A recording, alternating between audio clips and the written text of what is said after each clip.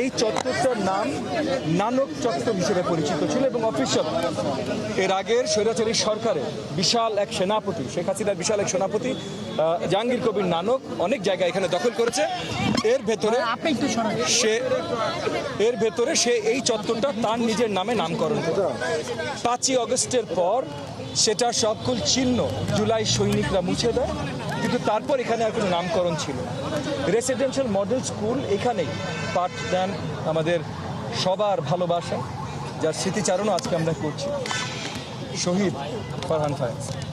তার পরিবারের সম্মতি নিয়ে, তার পরিবারের সাথে কথা বলে, তার স্কুল এখানে, উনি আন্দোলনে এখানে ছিলেন এবং উনি শহীদ হয়েছেন এখানে আন্দোলন করার সময়।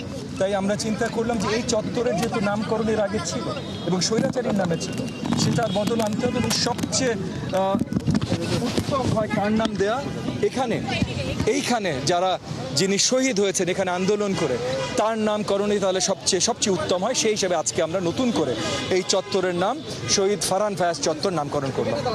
আচ্ছা বলবে, আপনার মন্ত্রণালয় প্রথমবারে আপনি মন্ত্রী হয়ে গেলেন, জি, অনুভূতিটা একটু আমাদের সাথে শেয়ার করুন। জি, প্রথম নির্বাচন না, প্রথম নির্বাচনে জয়, এবং আমরা বিশ্বাস করি যে এই প্রথম নির্বাচনের জয়টাও এর আগের নির্বাচনগুলো যেহেতু কৃত্রিম ছিল, সো ওখানে আমরা আসলে জয়লাভ করতাম কি না সেটা আমরা জানি না।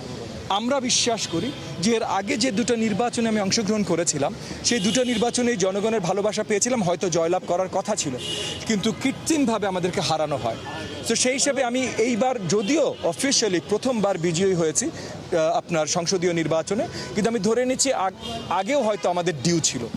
আর অবভিয়াসলি অত্যন্ত আনন্দিত, এই কারণে না প্রথমবার না দ্বিতীয়বার না শেষবার, এই কারণে আনন্দিত যে জনগণের ভালোবাসা পেয়েছি, জনগণ আমার উপরে আস্থা রেখেছে, এবং জনগণ যেমন আস্থা রেখেছে